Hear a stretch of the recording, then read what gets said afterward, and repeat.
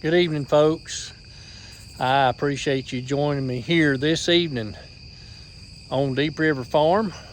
You're probably thinking, why is his face red? It's the tail lights of the truck. I'm out here under the full moon, as you can see it in the background right there. There we go. And then see that going across my neck? That's my phone in the shadow of the tail lights of the truck. But what I was going to get at this evening is I really hadn't had my mind in the game today. And the reason is a very dear friend of mine has passed away. And he was called to preach about 8 or 9 years ago. And I just thought on this video that I might tell you a little bit about my friend. And he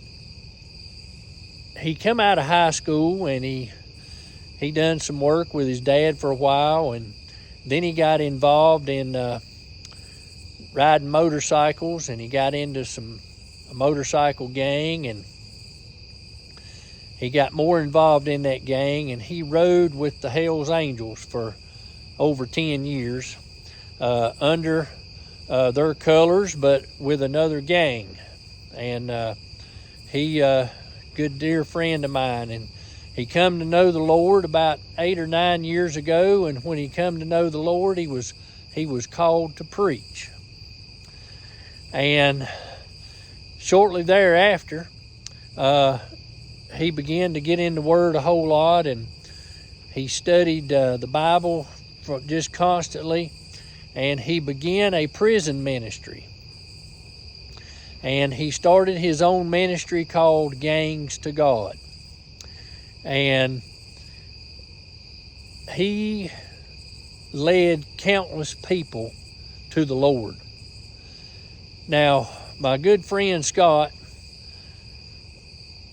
he told me that he should have been dead well beyond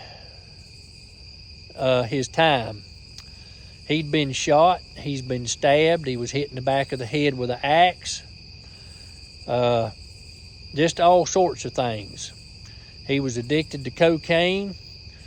He was addicted to alcohol. He told me he used to drink a fifth of alcohol a day and do more cocaine than a normal man could withstand a day. But when the Lord saved him, the Lord took it all away. The addiction was gone. And this allowed him an incredible testimony. But I thought that it would be a good time to tell you about my friend Scott. And we spent countless hours working together, and we spent hours and hours and hours talking about the Lord. And you talking about somebody on fire for the Lord. Brother Scott was that definition. As being on fire for the Lord, he was on fire. He would tell everybody, anywhere, anytime, it didn't matter, about the Lord. And that was Scott. Those first 45 years of his life, he said he would like to went back and redone them because he would have got saved earlier. And I told him, I said, you can't get saved until the Lord's ready to save you, and you wasn't ready yet. But when he came to know the Lord, folks, I'm going to tell you what, the Lord done a number on him, turned him around. He went 180 degrees in just a minute and never looked back.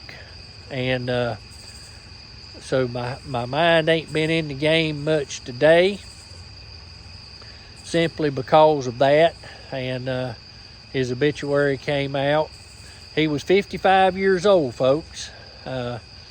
what happened was, he told me, I don't know, a year or so ago, he said, my mind's good, but my body's give out. He said, I got in too many fights. I've been shot, I've been stabbed, and I've been beat with ball bats, and I took that axe to the back of the head, and he said, my body's just give out. He said, I abused it too much with the alcohol and the drugs and all of that, and he said, I'm paying for it. And he said, I tell every young person that I run into what I did and how it's affected me, then stay away from that stuff. And most of all, to come to know the Lord. Man, listen to those acorns fall.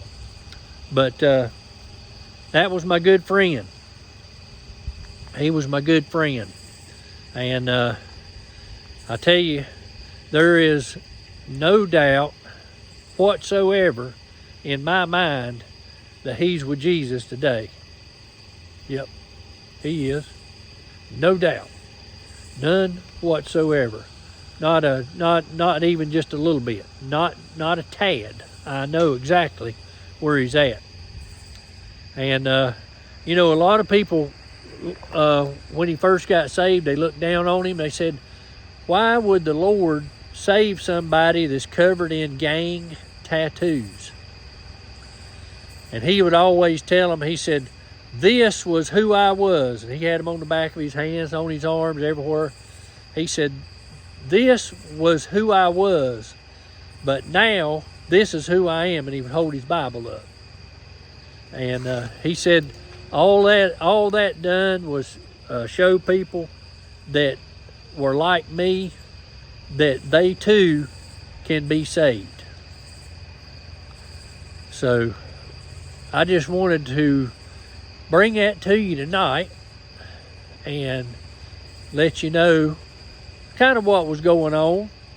Say a prayer for his mother and father and the rest of his family. He's also got a first cousin that's battling brain cancer. He got a tumor, and he was flying to Texas just yesterday whenever his first cousin passed away. So I don't know how long he'll be down in Texas, but that may be the reason they held off on the funeral till this coming weekend.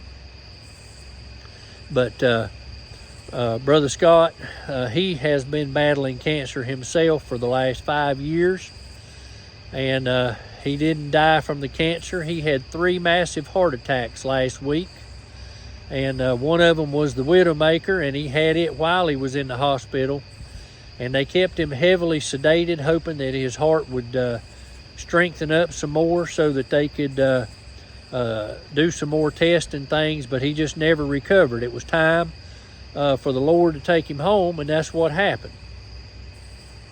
So our prayers go out to the Jackson family, and you folks say a prayer for them.